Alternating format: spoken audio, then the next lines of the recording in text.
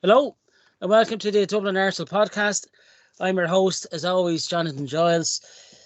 On this week's show, we'll be going through our two signings from last week, Yuri and Timber and Declan Rice. Really made my birthday weekend, so thanks very much, Edu and Michael Arteta. Also going through the friendly from last week, our 1-1 draw away to FC Nuremberg. And at the end of the show, a brief mention to our new away jersey that was released today as well, and anything other Arsenal things mentioned.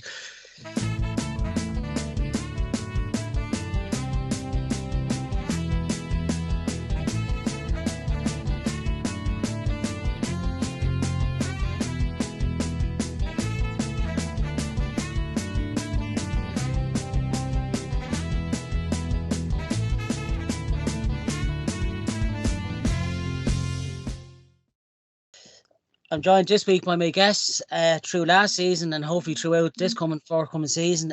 Matt Bourne, first up. How are you, Matt? All right, Jonathan, how are you? You having a good summer, pal, yeah? Fantastic. Very good so far. Great to have you on. It's great to have you back, Matt. See you well.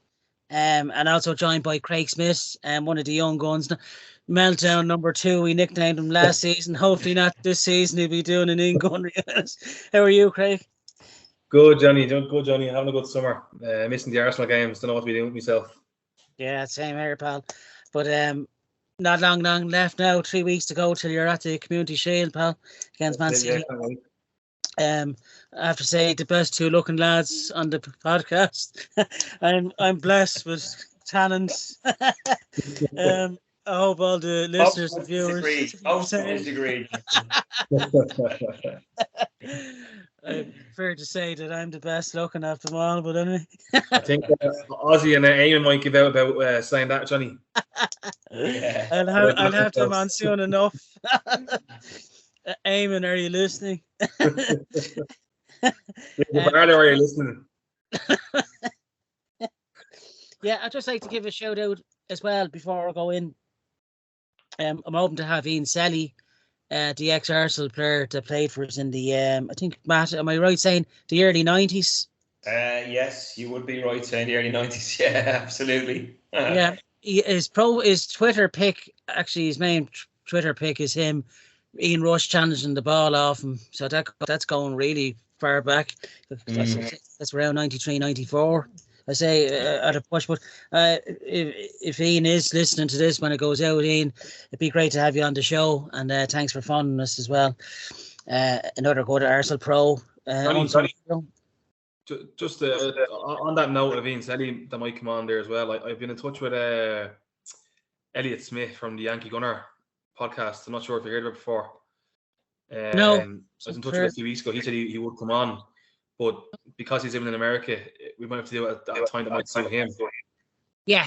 I'd like to have Craig, Brian, and Elliot together. You know, being in Brian is part of our New York Arsenal supporters club.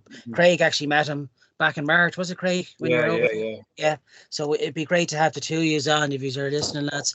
An American side of things with the friendlies coming up. It'd be great actually to have you on the show to wrap up the friendlies that we have there. Would be great.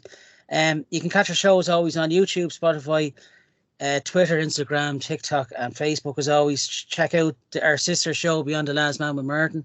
We hope to have that back up and running as the season goes on.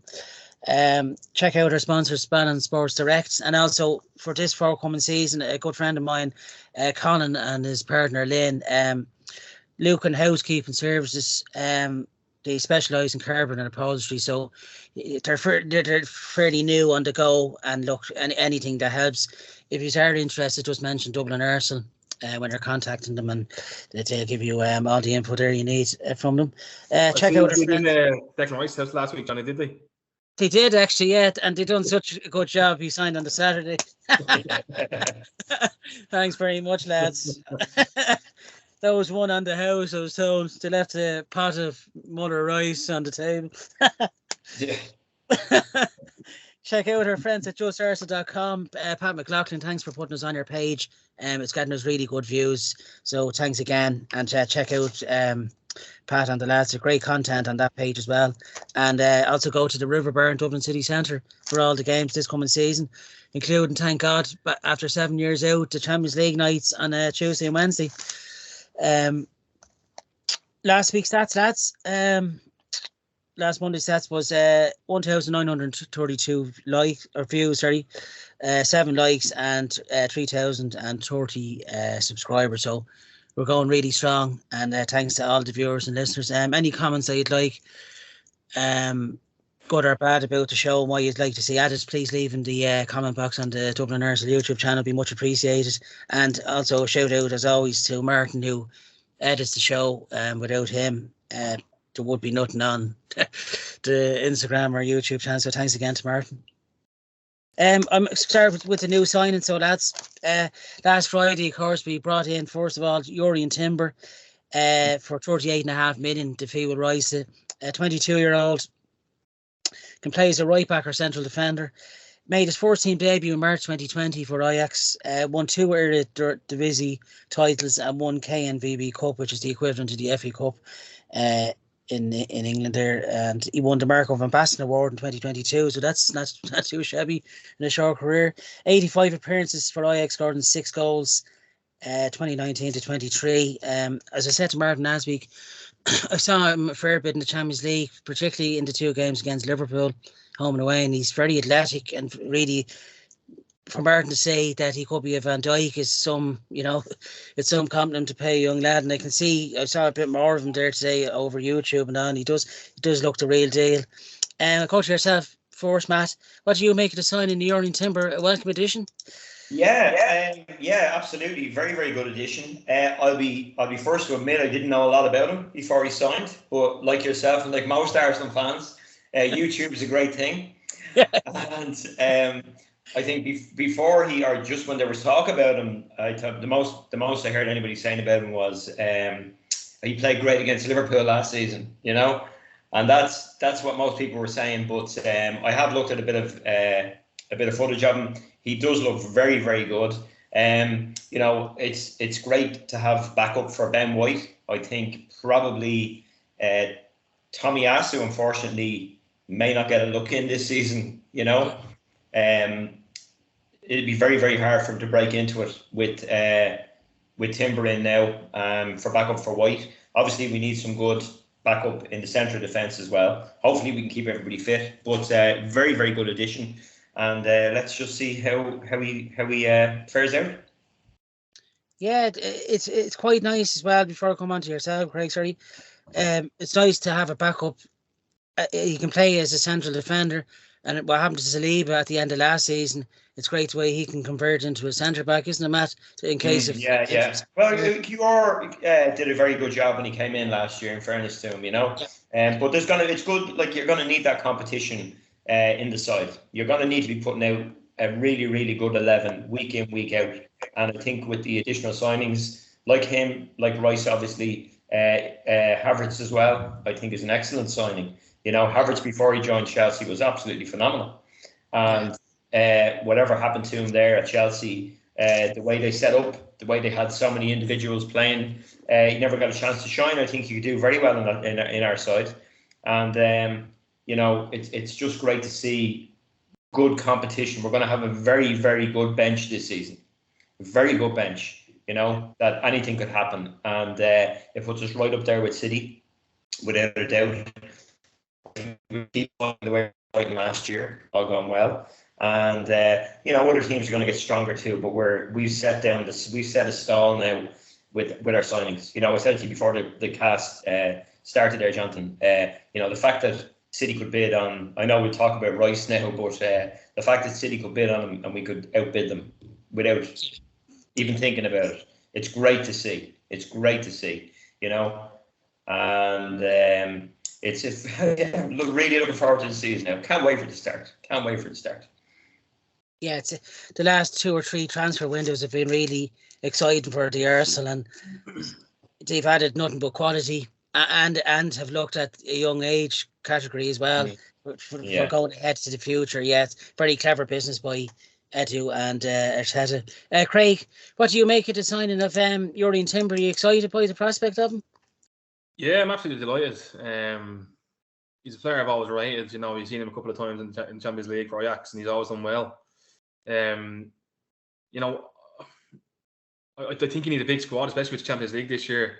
So I think him fighting out with Ben White for the right back position, it's going to be very interesting. You know, Ben White was absolutely amazing last year and probably one of Arsenal's best players, most consistent players over the years, over last year. But you know, Timber's not going to just sit there on the bench and just, you know, keep the bench warm. You know, he's going to want to be playing. So it's going to be very, very interesting to see who he starts the season with and how he gets on over the pre-season. You know, like Timber started, I think, 4 of the World Cup games for Holland, you know, last in the World Cup last year.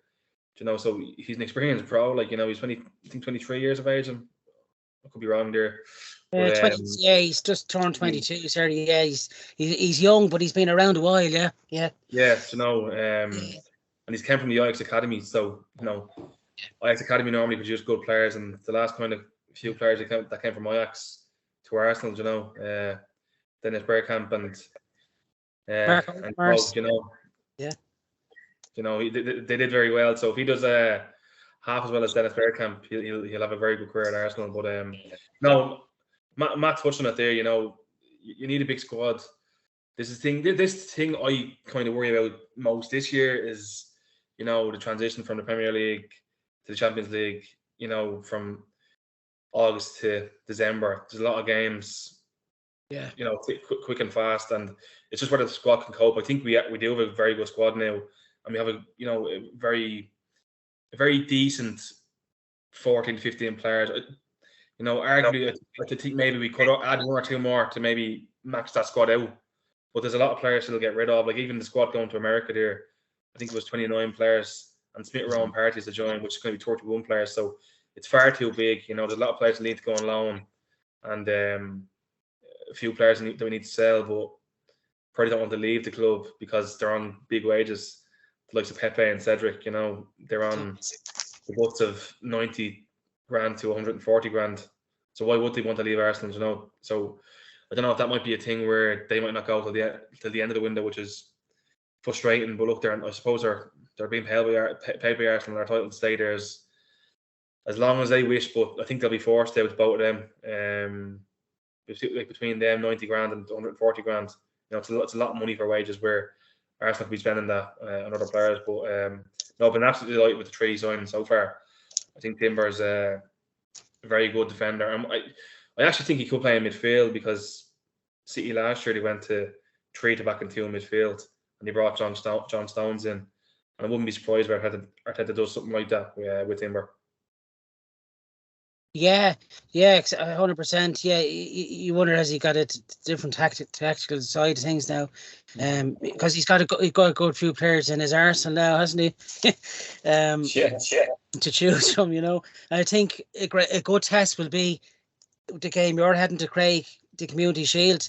That'll be a perfect opportunity, you know, to test new formations maybe and go head to head really with Guardiola, because I think the additions this season has made us even more on par with Man City, you know. It's you know, it's going on Man City at the moment now. With, you know, they're losing a couple of players. Like Gundogan, youth player. It looks like Mahrez is leaving. Yeah. Bernardo Silva. So they've 3 or 4 players to replace there. Now, whether they will or not, they might promote some of the young lads they have at the moment to play more game time. But, you know, it looks like we're after getting stronger and City are weak at the moment. Now, or at the end of the window, it's still like that. Who knows? But it's looking good so far, this summer window, in terms of what we've added and what City have lost. Yeah, they seem to lose a fair few players every summer, but he managed to bring in 2 or 3 class players to replace them. Yeah, I think City might have something up their sleeve. You never know, but yeah, they've lost Gundogan, especially the way Gundogan finished the end of last season. He had an incredible last 4 or 5 games. Literally got them over the line. Unfortunately. Yeah, unfortunately, yeah, he was being mentioned with us there at the end of last season, but I knew they were never going to let him join us after how well Zinchenko and Jesus played for us, which I'm still shocked that we got off them, really. our next edition, which happened on July the 15th, was a great 39th birthday present, I have to say. Declan Rice at last over the line, 24 years of age. 49, Johnny. I let you decide that, Craig. He's already got his P45 like Ozzy. Really go all out, guns blazing, don't you? No, yeah, I know. I don't look a day over. It's 19. I can't believe Declan Rice, £105 million off West Ham.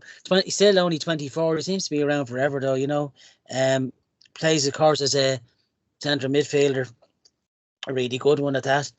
Becomes our record signing for 105, beating the previous record fee of 72 million for Pepe, which I still can't believe how bad he turned out. You know, for such a big fee. Hopefully we'll at least half that back. Captained West Ham to the Europa League final with the 2-1 win over Fiorentina on June the 7th. Made 204 appearances for the Hammers, scored in 10 goals between 2017 and 2023, and that brought our Summers Brandon to £208 million, which is quite incredible. Who would ever thought of that a few seasons back, even before Emery came in. To you first, Craig. Quality signing Declan Rice. How do you think he fit in at the Arsenal? Yeah. Delighted with the signing. When I first read the links that came up in January, I didn't really believe it, because I kind of had a feeling he was all going to go back to Chelsea, because that's where he grew up, you know, as a young kid, and he got released when he was 14. So I kind of just always thought he had that connection. He wanted to go back there to sort of prove himself. I think he's best friends with Mason Mount, so I always just thought them links would draw him back there. And the fact that Chelsea, well, maybe not so far this summer, but last summer and January they spent money willy-nilly like it was nothing. So yeah, look, I was delighted to get him. With the City interest, I think they were interested, but I think, to be fair to City, they normally have a set price that they won't go above, and they obviously weren't willing to go above the 85 million or so that they offered. I think he always wanted to come to Arsenal. Rice, it's London. He doesn't need to move far from his family. I think he's a young child as well, so I think ideally he wants to stay in London to continue his career. And look, I suppose Arsenal are just lucky in the sense that the last kind of 2 years we've gone up, and the likes of, you know, I wouldn't even consider Spurs a big club, but they've gone down, and Chelsea have gone down.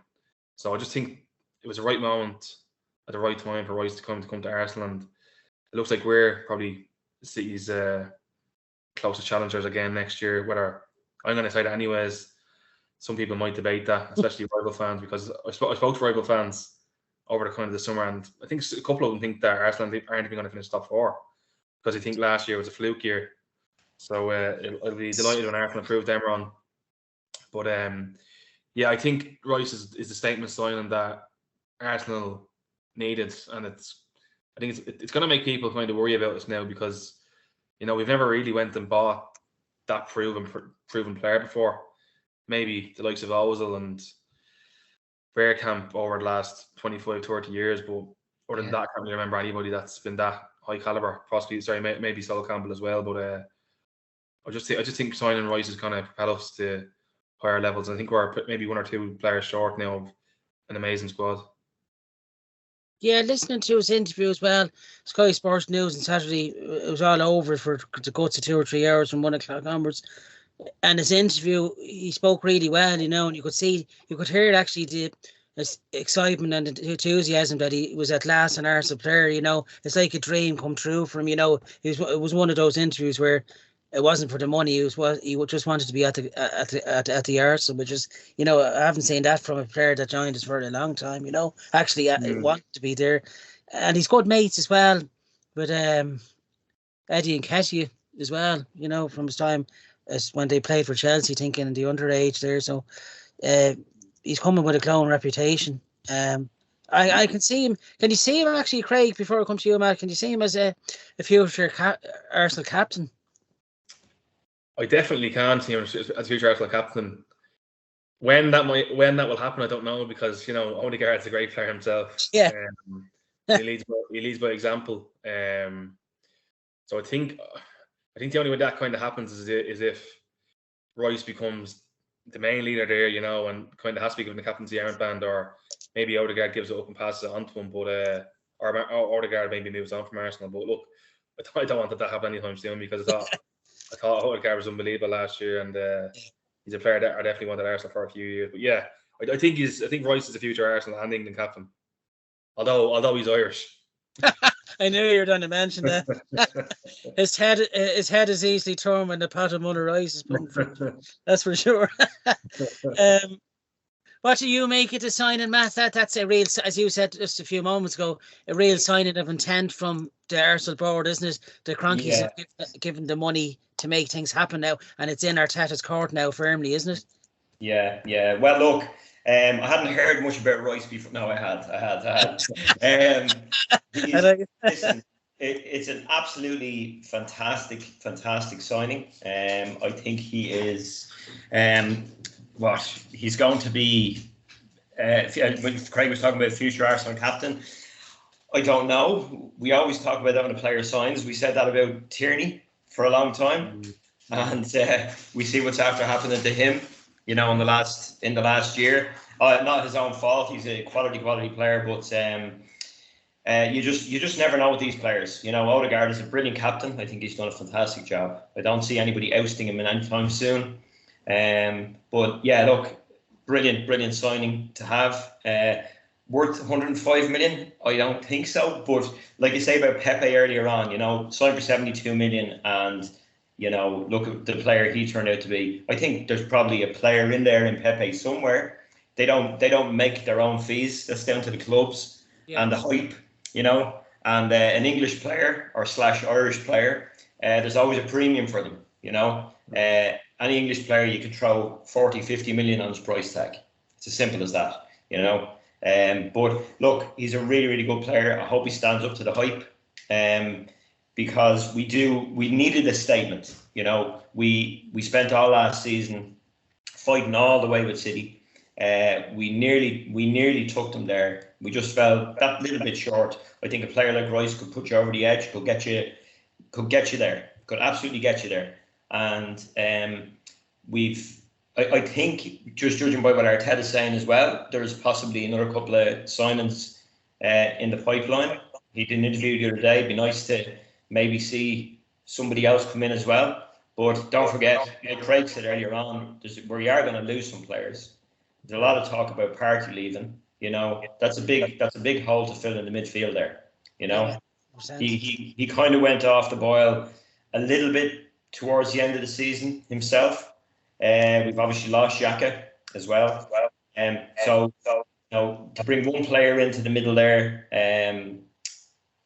you know, like Rice.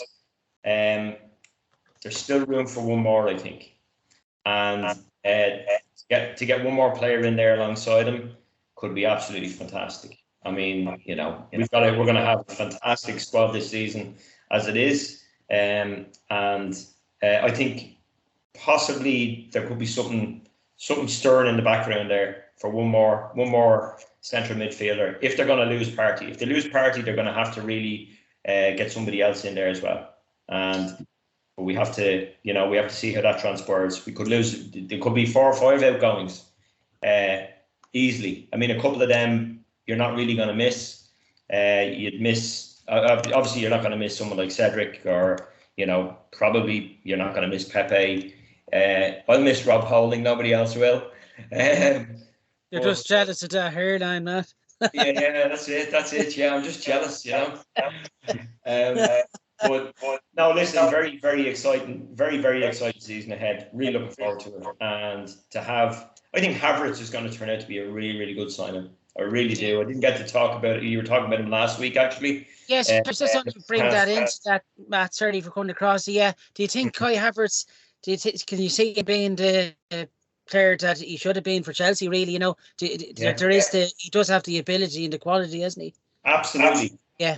100%. Yeah, I really do. I think as the season goes on, I think we could be raving more about Havertz than a lot of players. You know. Yeah. I hope so. I think there at the end of last season, actually, Eamon said something very interesting in the podcast. He said, you know, a lot of the players who got us to where we are going to suffer because of signings that are coming in, because of rebuilding.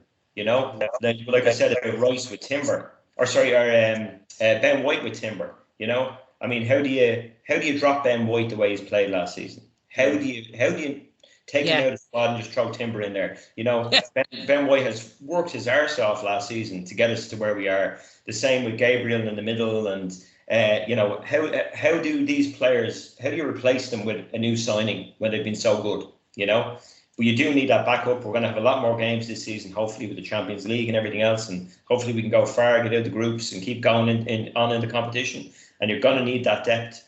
But listen, very exciting season ahead. Great to have Rice at the club. Really, really good to have him at the club. I've always said Arsenal, a successful Arsenal, always has a backbone of English players in the squad. And we have some really, really good English players in the squad there. And hopefully we can keep pushing forward. Yeah, we've got a good core of English international players as well.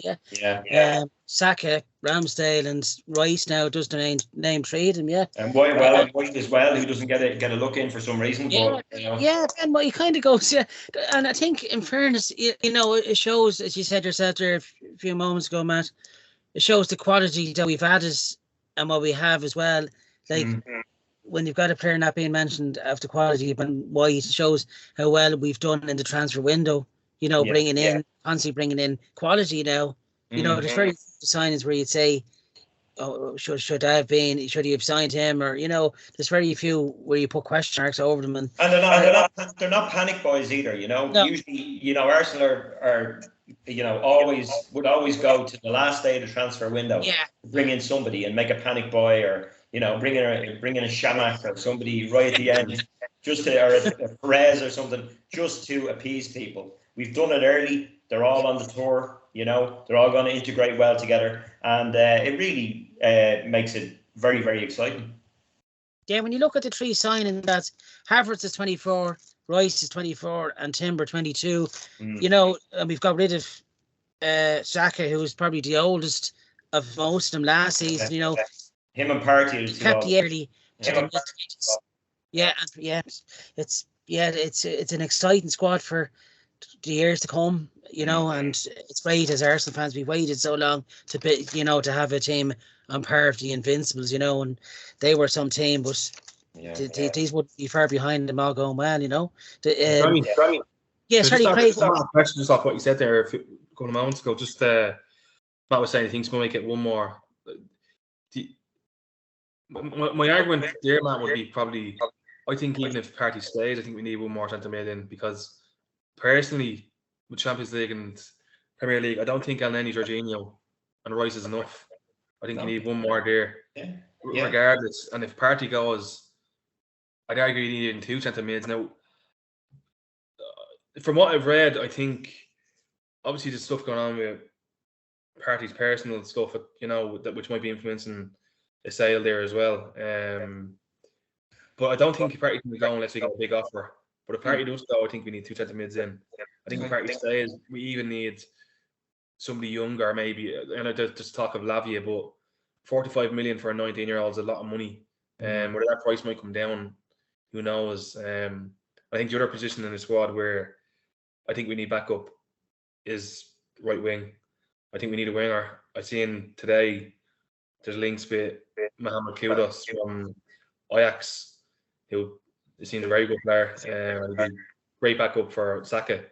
I know Reece Nelson signed a new deal there, and he can possibly be the backup there. But I just don't know if I trust Nelson for more than 2 or 3 games. If Saka was injured for a few games, you know, Saka is injured. Nelson is injured himself. Apparently that's for another 2 or 3 weeks. So I don't think he can be trusted. And the worry with Arsenal over the last 2 seasons or so was the overall squad and depth let us down. So I just think if we covered them 2 positions, you know, I couldn't turn around and say, well, they left the position light there, you know. Yeah. Do you agree, or what way do you see it yourself? No, absolutely. I think we definitely need backup. We definitely need backup for Saka, but you know, Saka is not a very injury-prone player either. You know, a player's going to come in and go, hang on a minute, Saka played 50 games last year. When am I going to get a chance? You know? Yeah. So it's going to be very hard to sign a big-name signing to back up Saka. I just don't see it. I think so, to have a fit Smith Rowe. I know he plays on the opposite side. A fit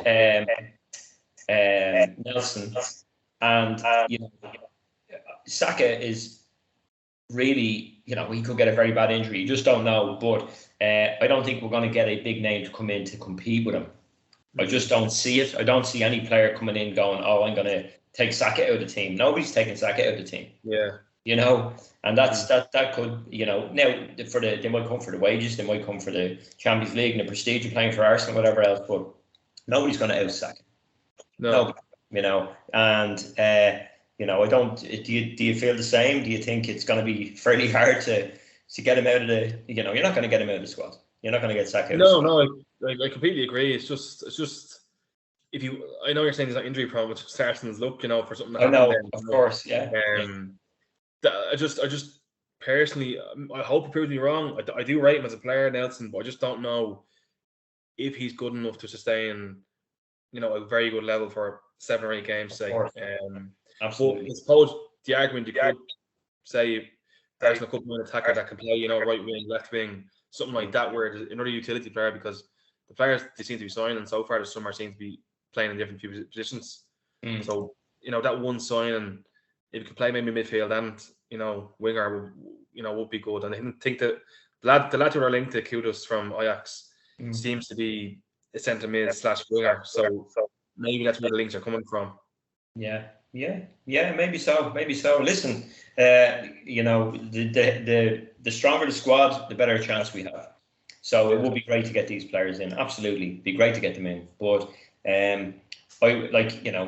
I'm not a footballer. If I was a footballer and I was told you're going to be competing with Bukayo Saka for the right wing position, I'd be going, not a chance. Yeah, he's not going to, So I think Nelson's good backup. Look, Nelson's going to play maybe. He'll play the Carling Cup games. He'll come on a sub occasionally. He'll play a few FA Cup games. But apart from that, he might come on as a sub in Champions League games if he's lucky. Yeah. He's not going to be a starter. He'll be a starter in some of the smaller games, maybe. But I think Nelson, the potential Nelson has is incredible. But has he gone too far now and not shown the potential quick enough? He's been with us a long, long time.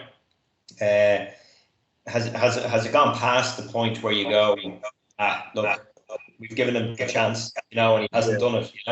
He reminds me a bit of a little bit of Walcott. Walcott played for us for years, and he was always on the brink of being fantastic, and before you knew it, he's going to play for Everton and Southampton, and he's like that's where unless Nelson does something incredible over the next couple of years, that's where he's headed.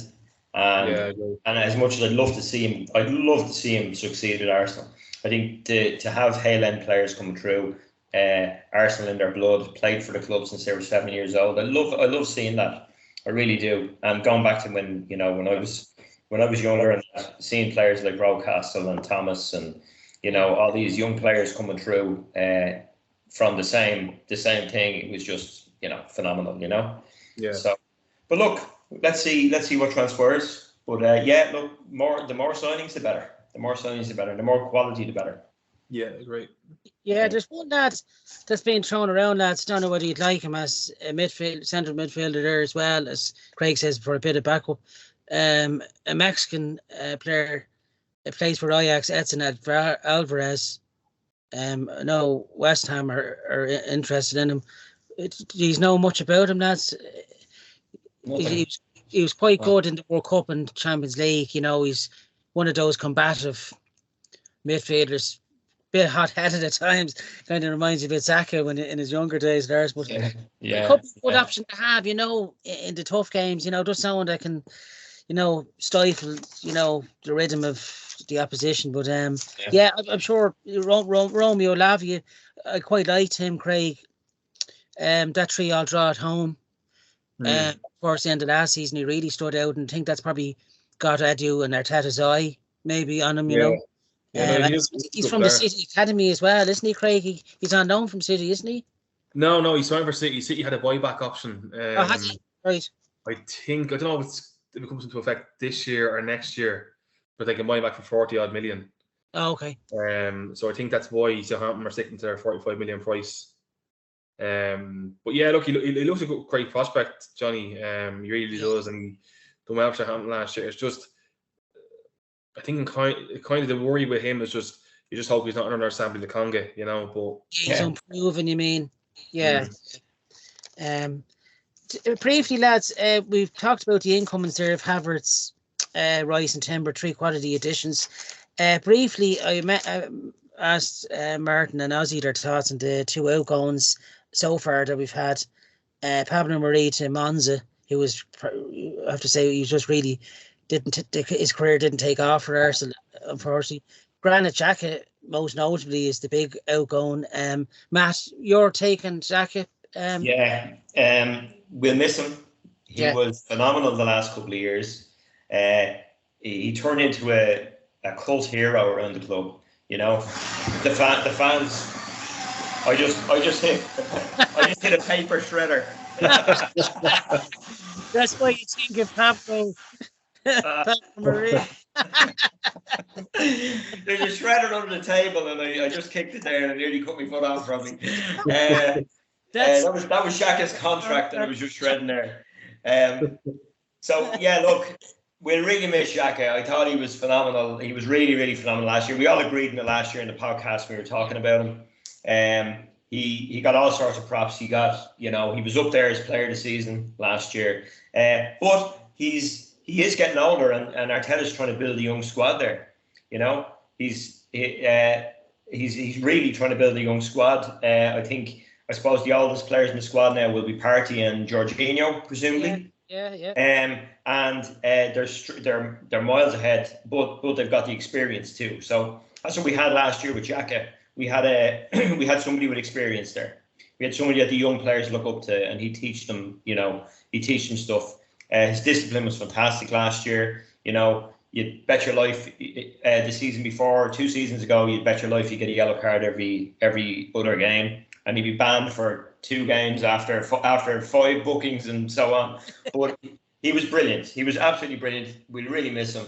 And Eamon again said last year that he'll come back someday to the Emirates as a hero, as a legend. And the way he turned his career around at Arsenal, and I know Arteta has a lot to do with that, but it was nothing short of phenomenal. To walk off the pitch, getting booed off by some idiot Arsenal fans, and to come back the way he did, sign a new contract and playing the way he did, he was brilliant. And we really miss him, really, really miss him. So. Yeah, and I think Leverkusen is getting a really good Granit Xhaka as well. Yeah. To see out the remainder of his career. Xabi Alonso, I think, is the coach there at Leverkusen. You never know, we might meet them in the Champions League group stages. Funnier things have happened. And a lot of players reach their peak, or have their best years from 25 to 27, 28 kind of thing. Xhaka hit his peak at 29. And when he started playing incredible for us. So Leverkusen are getting the player at the prime of his career, basically. Yeah. I might as well ask you, Matt. What was your favourite goal at Granit Xhaka's for the Arsenal? My favourite goal? Yeah. Oh Jesus! Put me on the spot there. I really enjoyed his 2 goals in the last game of the season. Simply for the nostalgia of it. That he's it was a real good boy performance, and some really good ones. I mean, he scored some phenomenal goals. What was it? The one he scored against Tottenham last season? Yeah. Did he score against Tottenham last season? Got a toe out just to knock it past Lloris, which I was there. So really enjoyed that. And I think he scored the majority of his Arsenal goals. At least I think it was half of his Arsenal tally or something he got last season alone, wasn't it? Yeah, right. Yeah. So no, he was always good with a long range shot as well. He scored a couple of crackers from long range too. I couldn't pick one out per se. Yeah. But if you give me a few minutes, I'll think about it. I'll come back to you on that, so Matt. Yeah. By far, my favourite one was the season last. To go against Man United at home when we won. Was it 3-1? Was it 3-1? It was a Last cracker. season, 3-2. Yeah, season before. Okay. When Ronaldo was there. Yeah. It was cracking finish, and obviously the goal at Hull City at the beginning of his career as well, away to Hull, was an absolute sprint. Yeah. Craig, what was your take on Granit Xhaka's career at the Arsenal? 7 years he spent with us. Yeah, look, in the end, he had a very good career. The first kind of 3 or 4 years, I wasn't as big fan. I think, do you know what? Granit Xhaka was always a very good player and a leader. But I think the first kind of 4 or 5 years of his career, he was played out of position. He wasn't a holding midfielder. Yeah. And he was played as that. And that's why he made so many mistakes, because he was being played out of position. There's a reason why the last year or two he's went on and done very well, because Arteta obviously realised that, hang on, this fella isn't a defensive midfielder. He shouldn't be playing where he's been played, and he shouldn't be tackling as much as he is, because ultimately that's the reason why he was getting sent off all the time, because he wasn't a defensive midfielder. I think even at Leverkusen, I think he was more of a box-to-box midfielder. But I think it was Wenger who kind of started initially to play him as a defensive midfielder, and then when Emery came in. But it's only the last kind of 2 years that we've seen the best of Xhaka. The amount of goals and that he scored in the last year or two was brilliant. But look, to turn his career around, as Matt mentioned, being built off the pitch, telling the fans to fuck off, and then in the last year or two, you couldn't have wrote that story. So as Eamon mentioned as well, I think he'd be always welcome back at Arsenal. And you know what, in 5 to 10 years' time, wouldn't be surprised if Granit Xhaka was involved with Arsenal in some way, whether that be coaching, assistant manager, or manager, like Arteta. Because I think he is that sort of leader. He's got leadership in him, Craig, hasn't he? He's got big leadership qualities, and I think he's always said he wants to go into coaching after he hangs his boots up. Now, it might not be for another 4 or 5 years, but I think he'll be a manager someday. Whether that's at Arsenal or not, who knows? But look, he had a good career in the end. Good 7 years. Your favourite goal that you can remember of Granit Xhaka at the Arsenal? I'll be a little bit different from both of you. I would have said the United goal, but I'll go with his free kick against Palace at Selhurst Park. Oh, there you go. Fantastic. Yeah. That was one of many fans might actually forget. Yeah, that was. Yeah.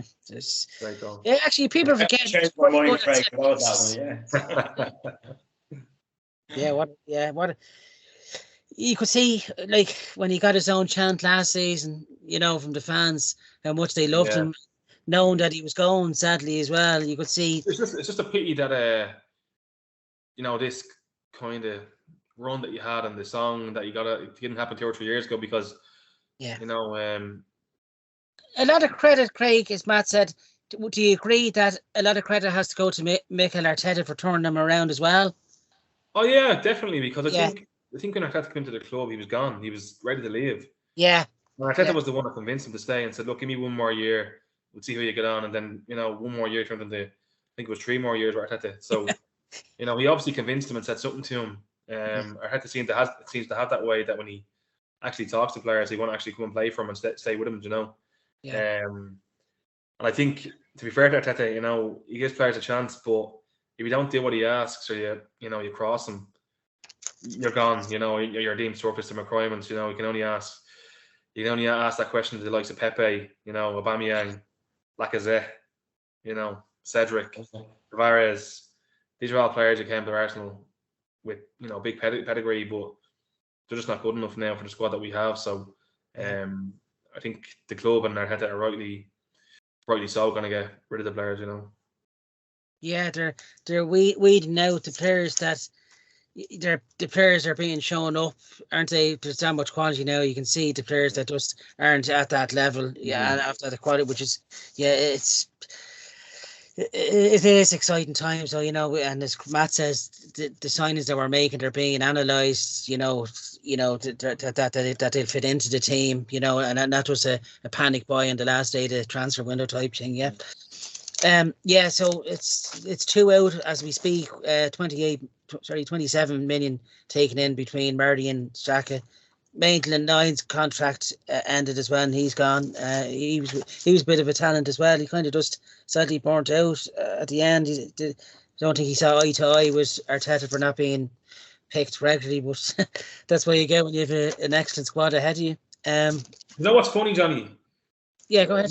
I think Maitland-Niles took the wrong advice in his career, or whatever agent he had, because the role that Zinchenko plays now for Arsenal, Maitland-Niles actually probably do a good job doing that stuff in the midfield, because he played there as a youngster. Yeah. So I think Maitland-Niles only has himself and whatever advisors and agents he has to blame for the career that he has now, because he's a free agent. It looks like he might be going to Saudi Arabia. Yeah. That's like a player that's just his career's gone, downwards. And ultimately Arsenal got a 20 million offer for Maitland-Niles 2 years ago from Wolves. Right. So, that's a mistake from Edu and the club's behalf, but it's mistakes that we can learn from, and maybe Maitland-Niles look back now and regrets and whatever decision he made, not to play the left back for Arsenal. Yeah, I remember actually. That's a good shout there. He did play further in midfield, Craig. I remember. I don't know if you both remember. It was Jordan the lockdown, the second lockdown, when we were playing Dundalk at home. It was in the Aviv. He played quite well that night. He stood out actually. Yeah. It's just unfortunate, as you said, Craig, the advice he took. Yeah. But look, I have to say, I do like Maitland-Niles. I still think there's a top player in him. And look, for Saudi Arabia, they all seem to want to go there for the moolah. But I'd probably prefer to stay in Europe myself. You might make an offer for yourself, Johnny. Yeah, I'm hoping that there's a podcast out there in Saudi Arabia. Don't give us more. You're waiting for the call from Steven Gerrard, I'd say. Yeah, I haven't been offered the money that I want. I'm still asking Ryan Tuberty to get me a few quid. Matt, briefly, what did you make of Maitland-Niles when he was at Arsenal? He definitely had the talent, hadn't he? And as Craig said, again, another Hale End kid who could have done really well. I think Craig was absolutely right. I think he had bad advice. I think as far as I'm aware, and I could be wrong on this, but I think his mother was involved in his negotiations, and she wasn't easy to deal with, from what I can gather. But no, he made a lot of bad choices. He did have a great opportunity to have a great career. He shined very briefly. I think when we won the FA Cup, he had a great run in the side coming up to the FA Cup final, and including the FA Cup final, did really, really well. Arteta was all over him, thought he was absolutely brilliant, and he just never jumped on the opportunities he had. And I would have loved to see him come through, and another Hale End kid coming through and all that. You'd love to see it, but they're not all going to come through. They're not all going to do well, and it's a shame. But look, best of luck to him. I think, like you say about Saudi Arabia, Craig, it's generally players going over there like you would see in the MLS, players coming towards the end of their career, players going simply, older players going simply for the money. For players young as Maitland-Niles is, if he's going to go there, well, his career is gone at that stage. He's not going to come back from there and walk into a big side over here. No. Yeah. So look, I hope best of luck to him. Hope his career works out, and that's it. He's no longer a Gooner. No. Yeah, it's sad to say. Yeah, someone has sadly not everyone makes it. Yeah, and he was part of a Southampton side, unfortunately, that was just not equipped with Premier League players to stay in the division. He kind of got lost in that team, and sadly became insignificant, really. But he didn't really get many games, in fairness. And I think he had a lot of injuries as well last season. But look, best of luck to Ainsley Maitland-Niles. Look, anyone that plays for the Arsenal, good or bad, really, you only can wish them the best, and hopefully he'll grind out career wherever he goes. We move on to the pre-season friendlies. I only saw the highlights myself, and Matt saw the old 4 minutes highlights on Arsenal.com. I know Craig says he watched a whole lot of this, and fair play to him. That's an Arsenal fan till I die in every respect. 1-1. It was really a run out, really, wasn't it? Just to get the legs loosened again. Bukayo Saka scored, I think it was after 7 minutes. Cracker cutting inside, similar to the Man United goal at the Emirates, the way he cut in, those hit it in. That seems to be getting a trademark of his, and he's getting quite good at it. And then it sounded as an OG to Jorginho, but it was really poor from Karl Hein, the goalkeeper. I don't know what he was thinking, but look, it was insignificant, really, the result. It was just to get our legs loosened for the US tour. But I'll go to you, Craig, since you sat through this 1-1 master show. How did you see the game? Yeah, look, I don't even know where to start with this game, because it's a very strange game. Look, ultimately, I think it was just a run out, to kind of get the players a bit back fit. Yeah, I think they had a tough hell a few days in Germany before this game, doing a lot of kind of fitness work. So it looked like a lot of the players were very leggy playing the game. The great goal for Saka. He came off the right side, kind of just went past his man and just tucked it in the bottom right corner, which he tends to do in a lot of games. I thought then, kind of might kick on, because the first 20-25 minutes we were on top and controlled the game. We controlled the game pretty much, the first half. Not a lot of chances, a couple of chances. I know Havertz had one as well, back post. He I don't know, I think he just mishit it, and he could have caught him in the body and scored a goal, but just didn't happen for him. Then the second half then was just very messy. A lot of changes were made. A lot of young players come on. Just to mention the Eaton Nwaneri and Miles Kelly-Lewis, they both come on and doing very well. Yeah. Definitely Nwaneri. I don't know if I pronounced his name correctly there, but he came on and done very well for the last 25 minutes or so. And you can see that's very important that Arsenal got him tied down to a 3 or 4 year deal to keep him at the club. It's very exciting to see what he can go on and do now. I don't think he was brought on the US tour, but I'd say he might stay with the academy for the next year. Hopefully, he might make a few appearances in the FA Cup and Ireland Cup, and I'd say he might get a loan next year. A loan might be good next year for him. Did Emile Smith Rowe very well when he was kind of younger, so I might do him good as well. And then Miles Kelly-Lewis, another centre mid. Very good young player. I think he's only 16, possibly 17 as well. I think there's talk of him possibly getting the loan this year, but I'd say he might stay with the under-23s. Another fast, kind of, quick, nifty centre mid, which he's one to keep an eye on. But yeah, we kind of the goal that we conceded, Karl Hein made a mistake. That's the first mistake Karl Hein's made. I think Karl Hein has been told play from the back. I'm not sure if he's too comfortable yet at the moment of doing that. I think he's definitely one to go on loan towards the end of the window. He's been linked with a loan in the Championship, and I think it might be the world of good for him, because he's he's the Estonian number 1, so he's not a bad keeper. Yeah, I just think there's a mistake in him, but he's still a very young keeper, and in terms of an age for a keeper, he's really young. So it'll be interesting to see. I was listening to a few podcasts this week that as a third choice keeper, we might get a third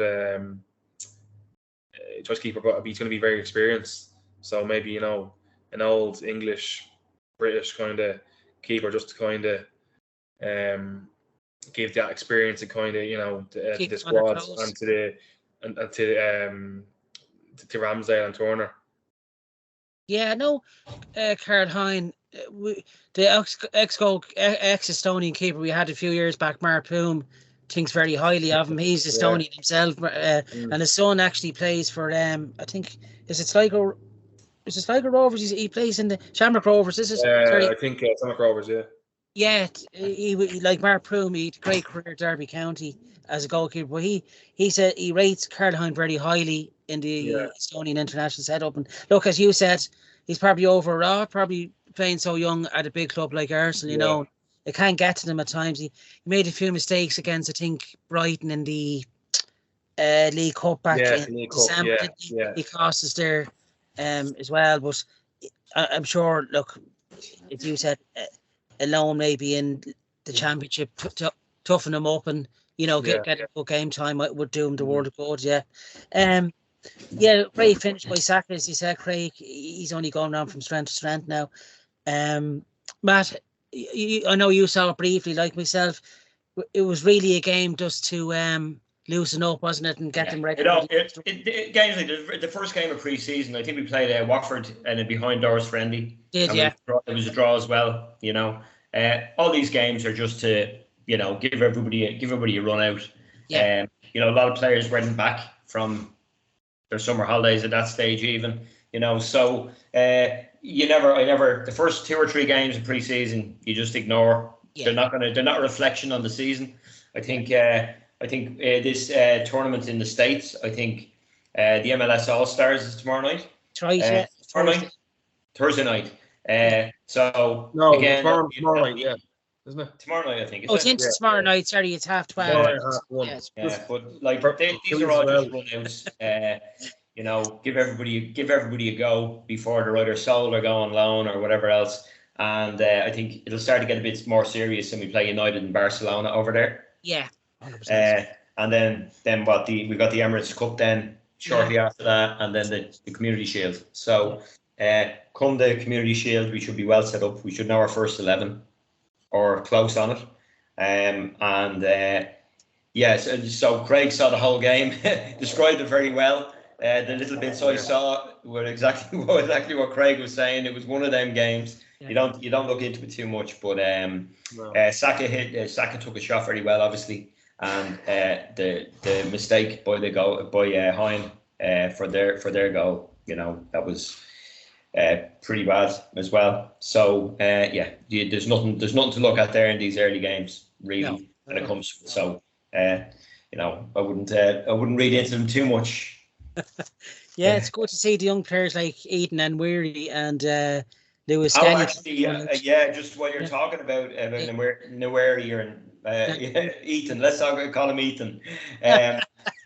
Exceptional. The bits I saw of him, he was absolutely exceptional. He had brilliant ball control. There's a player who could challenge Saka in a couple of years, maybe. That's a great compliment to pay such a young lad.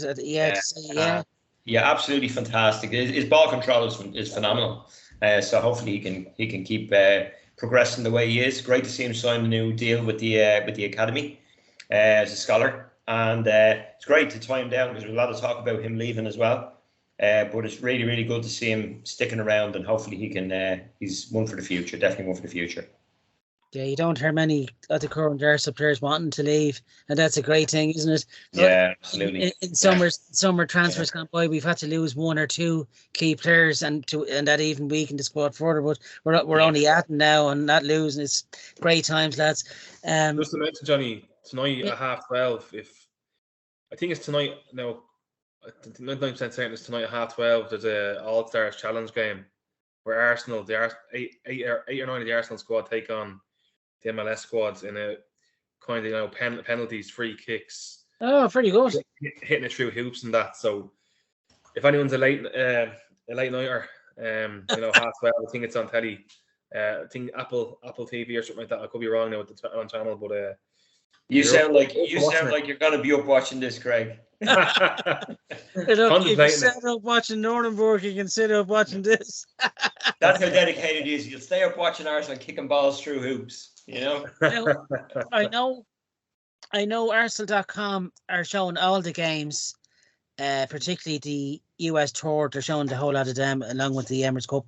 The Community should be on ITV, be on terrestrial. That one, so that should be something to look forward to. I think really probably, as Matt said, from the Man United game onwards, we'll see the real Arsenal. That should be good head to head, and then Barcelona be another tough one as well. But I think we won all our games in last season's pre-season friendlies, and that made us really go from strength to strength heading into the new season. And you could look at something similar as well. We've got such a good squad there. And I'm just looking forward to Declan Rice and Timber and Havertz. Hopefully they get on the score sheet and get their Arsenal careers off to a flyer.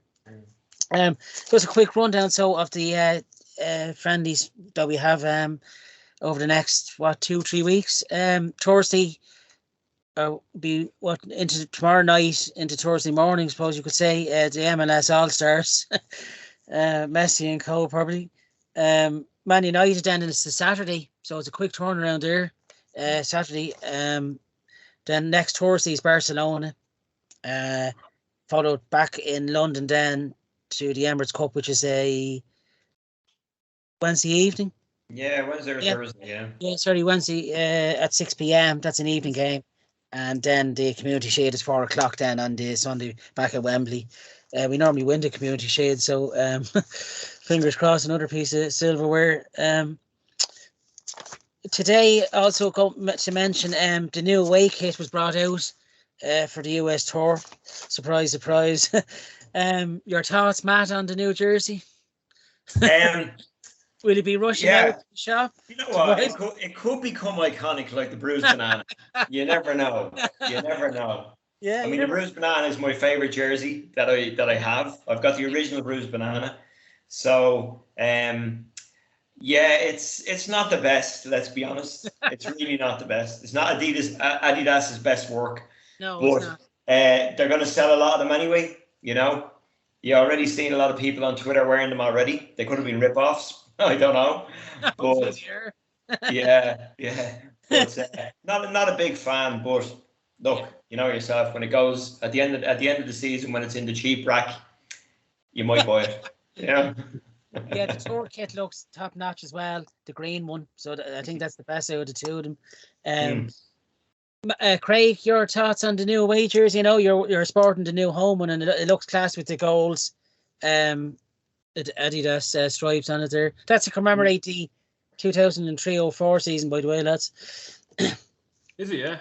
Yeah, it is. Yeah, it's a.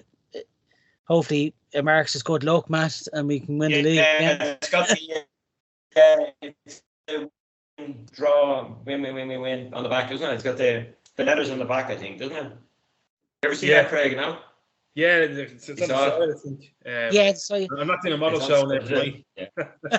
What do you make the away kit, Craig? Yeah, look, it's such a grown on me a little bit. You know, it's a grand top for maybe, you know, a training top or something like that. I don't know. It's a strange. I think it's the away kit, isn't it? It is, yeah. Yeah, you know, it's a strange one. Maybe it's one of them you need to see in person. You know, I might grown you. I'm not sure if I'll be buying it, but you know, the one you have on John yourself, the green one, I think I like that one. So I think I might buy that one next. So Johnny's going to give us all a model there now, but I'll just give you a look at the Canon.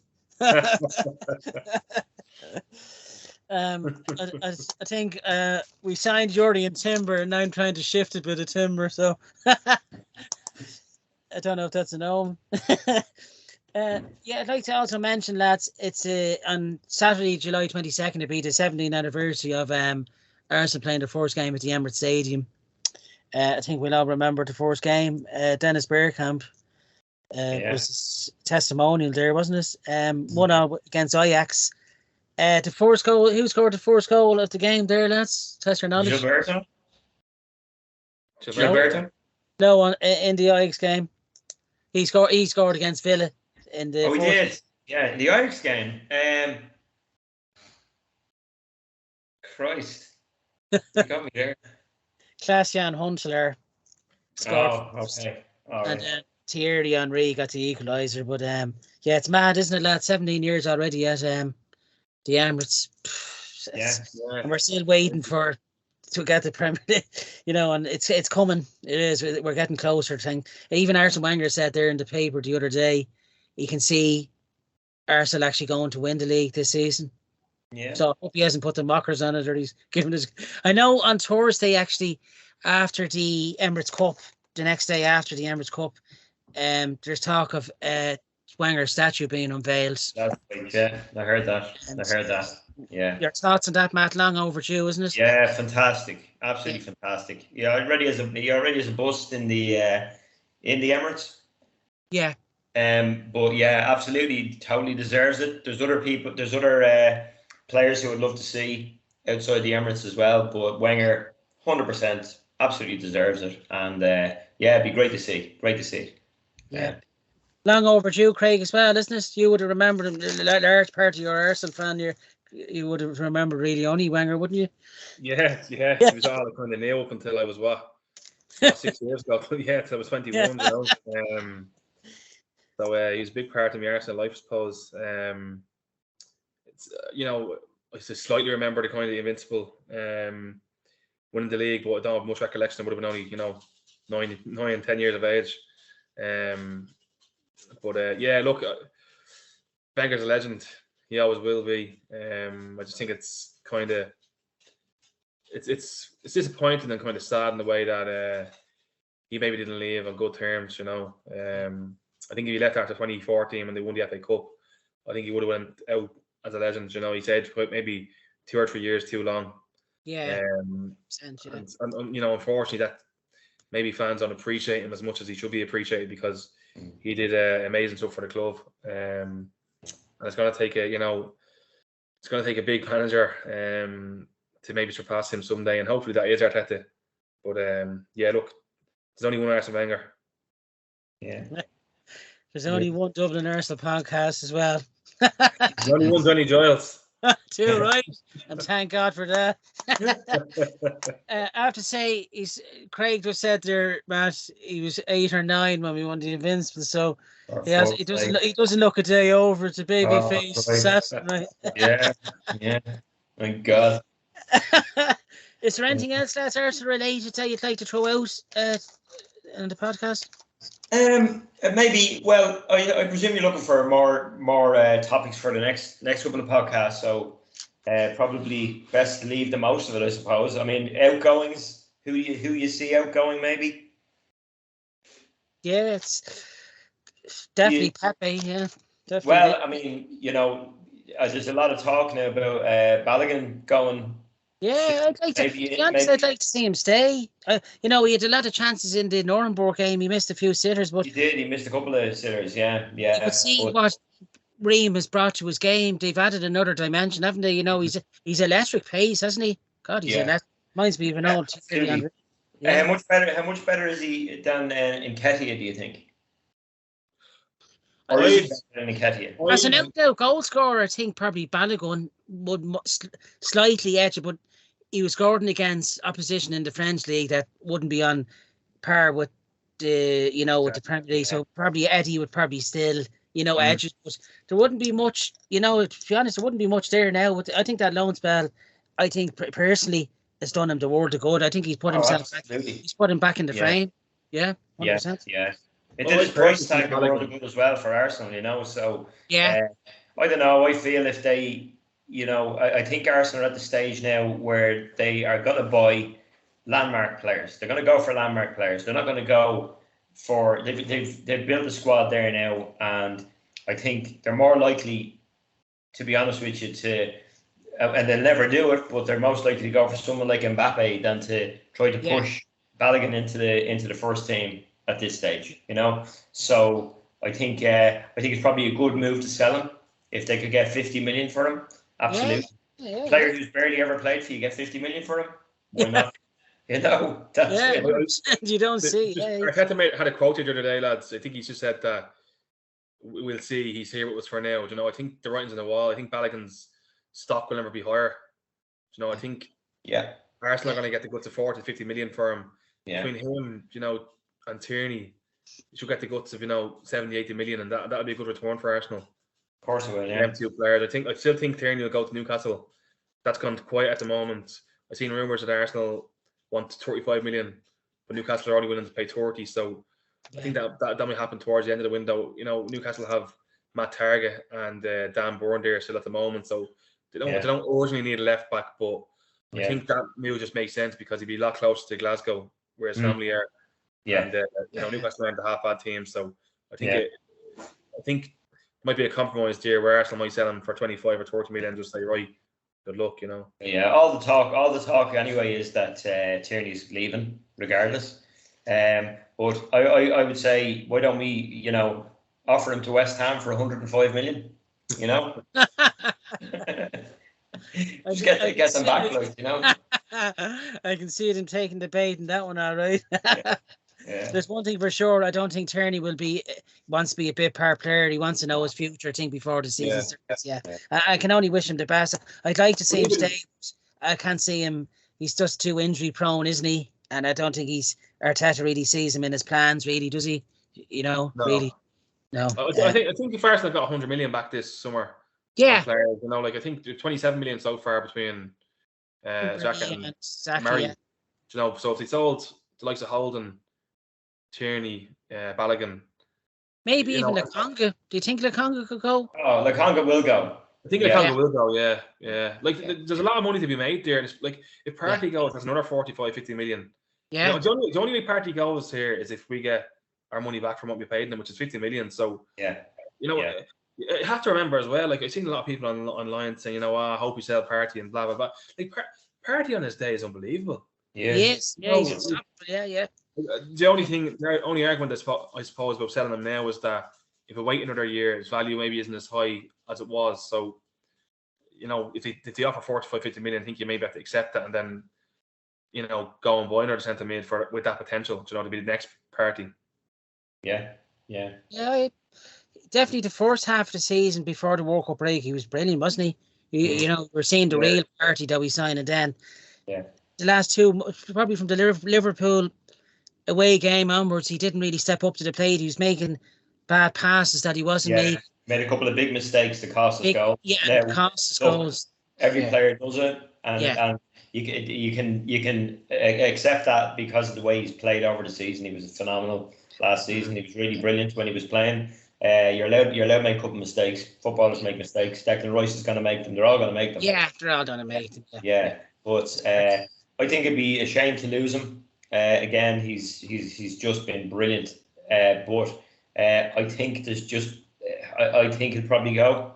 I think there's been hints of it that there's obviously there's stuff going on in his personal life as well, and there was a lot of stuff being talked about at the start of last season and everything else, and maybe he just wants to move on. Maybe he just wants a break or somewhere else, and somewhere where people don't know him too well and are happy to get the big money for a few years in Saudi Arabia or whatever it is. I do see him going to Saudi Arabia. I don't see him going anywhere else.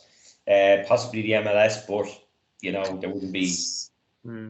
I wouldn't think there'd be any team would take him on over there. But he'll make big money in Saudi Arabia for a few years, and that'll be good enough for him. Yeah, the money we'll recoup on, and probably will go into another midfielder, maybe. Yeah, absolutely. Yeah. Look, we're losing one quality player, but hopefully replacing him with similar quality of a stature. Yeah.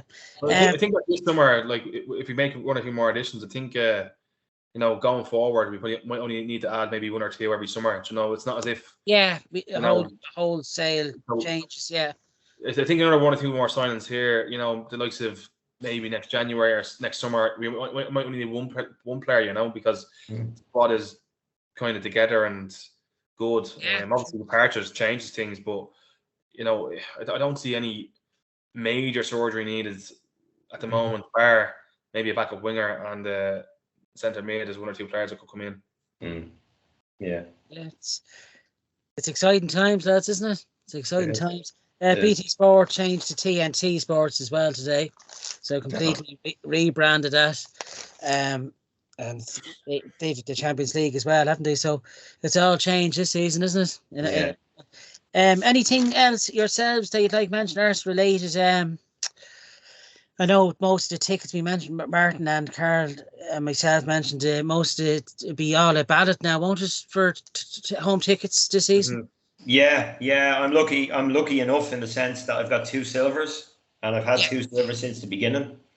Lovely. So the club obviously gets an allocation and everything else. So I suppose the majority of games I want to go to, I'll probably be able to go to them. But again, that comes down to the club as well. There's demand there for tickets too, and it's very, very hard. My nephews they're all Red members, and friends who are Red members, and they just don't have a look in when it comes to tickets. Unfortunately, it's a few years since Red members have had any chance of getting tickets. You know, it's been very, very tough. You know, yeah. Over 200,000 red members, you know, which is crazy for 3,000 tickets. Yeah, and this is it. It is absolutely crazy. The only thing Arsenal can do is, you know, try to expand the stadium, because, you know, if they keep going in the direction they're going, they may not, but they'd certainly, you know, they'd probably fill another 20,000 seats a game if they were able to do it. You know? If they got rid of that running type track, they'd be well able to do that. Unless they got special permission, but I agree with you, man. They could easily fill another 10,000, 15,000 there. But yeah, absolutely. I think the way the stadium was designed as well, I'm not sure it's feasible. There's a running track, Craig. You know that running type track that goes around where the dugouts. They could move. Yeah. They could even move that out forward. I still think you're still a bit away from the pitch. They could even move it further, and you could get at least another whole row going in the bowl shape. You know. Yeah, but you know, is it worth doing that for the next 2,000 or 3,000? Maybe it is. Yeah. It beats being watching it on the telly in the Kings. I know. The sticky carpets. Yeah, look, isn't it great to say that though? That fans are saying that if we keep doing well to build an extra 2 or 3, where we were dreading seasons, you'd be seeing empty seats. Now we're looking for an expand. You know, it's great, isn't it? Yeah. It shows you in the last short space of time, Arteta's been there, how he's propelled the club, and large credit as well to Edu as well, you know. Yeah. So it's great. Been a busy show, lads. That's really all I have to say on it. Have you used anything that you've heard? Yeah. No. Yeah. It feels like it's about 3 a.m. now. Yeah, we're getting closer to that. We're after missing Arsenal kicking the football through hoops, lads. I might do a few heads and bodies in the backyard. Rob Holden won the challenge. Oh, brilliant. Delighted for him. All right. No, it's been a pleasure. Yeah, cheers, lads. Matt and Craig joined me tonight, lads. As always, you can catch our show on YouTube, Spotify, Twitter, Instagram, TikTok, and Facebook. Thanks to our sponsors, Balon Sports Direct, and our newest one for this year, as this season 30, LUCAN Housekeeping Services, Carpet and Upholstery they specialise in. Shout out to Colin and Lynn there to look after that. Check out our friends at justarsenal.com and the River Bears, where you can catch myself, Craig, and Matt over some parts and over the season, I'm sure. But until then, and until next Monday, have a great weekend, lads. Enjoy the 2 Arsenal games over the weekend, and we'll see you again next week. Thanks, lads. Cheers, boys. Thanks a million. All right. Thanks a lot.